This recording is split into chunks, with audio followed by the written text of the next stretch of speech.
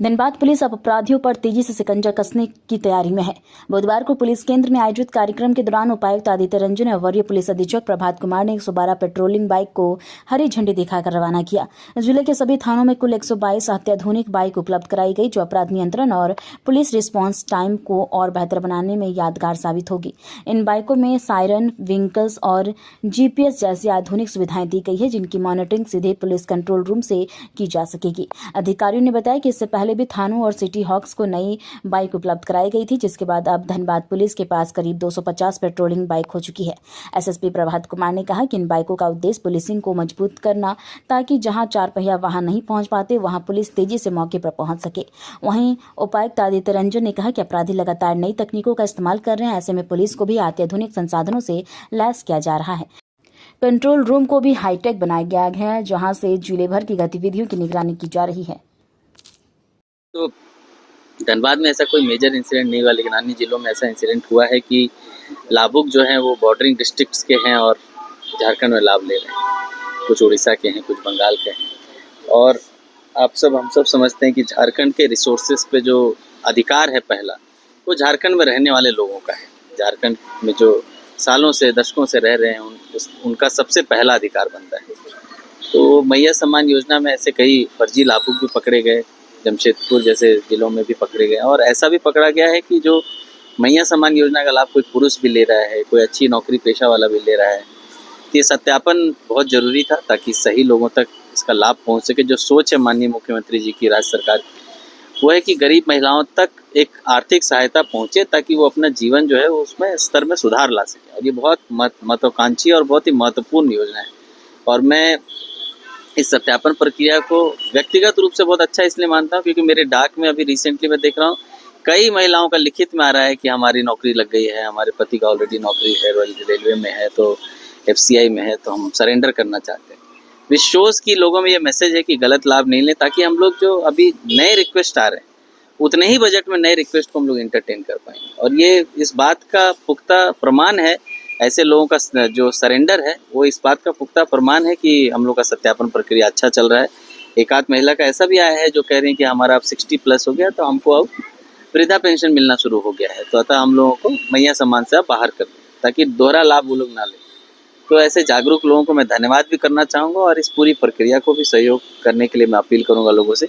छोटी मोटी भीड़ भाड़ की घटनाएं या फिर किसी के क्या बोलते हैं अनैतिक काम करने की सूचनाएं आती रहती है, हम लोग उस पर कार्रवाई भी कर रहे हैं। कुछ सेविका को शोकस भी हुआ है, पर ओवरऑल ये प्रोग्राम जो है वो बहुत ही उम्दा है, और इससे आने वाले समय में नए लाभुकों को जोड़ पाएंगे उतने ही बजट में।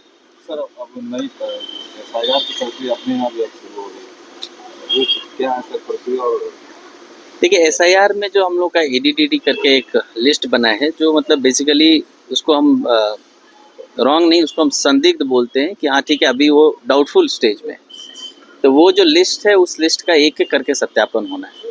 तो धनबाद जिले में भी वो लिस्ट काफ़ी लंबी है, क्योंकि ये गोपनीय काम है तो नंबर नहीं बता सकते, लेकिन सभी विधानसभा क्षेत्रों में वो लिस्ट है हम लोगों के पास। उसमें एक एक लोगों का वेरिफिकेशन होम बेस्ड जाकर करना है, और साथ ही साथ उनको एक मौका भी देना है रिप्रेजेंटेशन, कि उनके पास अगर कोई कागजात हैं पहले के और हम लोगों से भूल हो गई है, तो वो लोग रिप्रेजेंटेशन देंगे।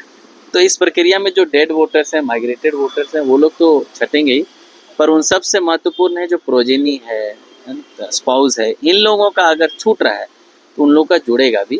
वो मेन काम है, ताकि कोई भी वोटर जो है उसका अधिकार जो है वो हम लोग न छीने, और वो अधिकार उनको मिले। वो उनका सबसे महत्वपूर्ण अधिकार मुझे लगता है प्रजातंत्र में वही है। तो उसके लिए हम लोग कोशिश कर रहे हैं, और अभी लगातार मल्टीपल राउंड्स ऑफ ट्रेनिंग होगी। और अभी जो सिस्टम है उसमें लोगों को अपना सर्टिफिकेट, अपना कागजात लेकर BLO के पास जाना है, जो रिलेटेड ऑफिस उसके पास जमा करना है। किंतु धनबाद में हम लोग कोशिश करेंगे कि कैंप माध्यम से, कैंप लगा कर लोगों के घर जाने की ज़रूरत पड़े तो घर जाकर भी सत्यापन ठीक से करें, ताकि एक भी वोटर छूटे। देखिए, आज हम लोग धनबाद पुलिस के सभी थानों को एक 45 स्टेट ऑफ द आर्ट नई बाइक, जिसमें सायरन्स, ब्लिंकर्स, GPS सिस्टम लगा हुआ है, वो मुहैया कराया गया है। इससे पहले 70 नई बाइक्स दी गई थी। उससे पहले हम लोग 50 नई बाइक्स जो सिटी हॉक्स को दिए थे, स्कूटी है। तो कुल मिलाकर के अभी धनबाद पुलिस के पास 250 के आसपास बाइक्स हैं और ये सभी थाना में डिस्ट्रीब्यूटेड है। इसका मेन मकसद ये होता है कि बाइक की एक्सेसिबिलिटी ज़्यादा अच्छी होती है, फास्ट होती है। जो पतली गलियां हैं उसमें भी बाइक चली जाती हैं जहां हमारे 4 व्हीलर नहीं जा पाते हैं और रिस्पांस टाइम काफ़ी बढ़िया है। तो ये प्रयास हमेशा से ही रहा है कि रिस्पांस टाइम को सुधारा जाए और इसी सब का फल है कि जो हमारा अभी 112 का रिस्पांस टाइम है वो लेस देन 10 मिनट्स है।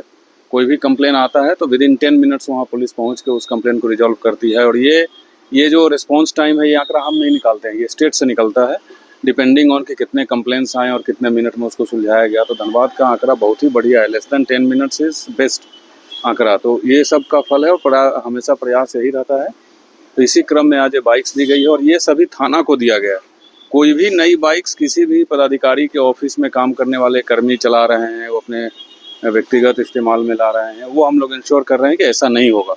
तो जितनी भी नई बाइक्स आई है वो सिटी हॉक्स में 50 बाइक्स है। इसके अलावा जो नई पल्सर बाइक्स मिली थी कुछ दिन पहले, उसके बाद अभी ये जो बाइक्स आई है सभी थाना को अलॉट किया गया है और ये थाना के पेट्रोलिंग सिस्टम को सुदृढ़ करने में सहयोग करेगा। 54-55 के आसपास थानों की संख्या है, 45 बाइक फिर नहीं आ गई जी। तो किन थानों को मतलब प्राथमिकता के तौर पर दी जा रही है? ये बाइक डिस्ट्रीब्यूट करने के बाद धनबाद का कोई भी ऐसा थाना नहीं है जहां कम से कम 2 बाइक नहीं है, क्योंकि इससे पहले 70 बाइक्स आए थे। तो प्राथमिकता के आधार पे जहां ज़्यादा वर्कलोड है, जहां केस लोड है वहां दिया गया था। उसमें कुछ थाना ओपी छूट गया था, उसको इस बार दिया गया है।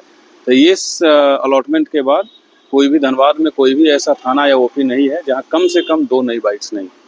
ये सही रहेगा इसमें?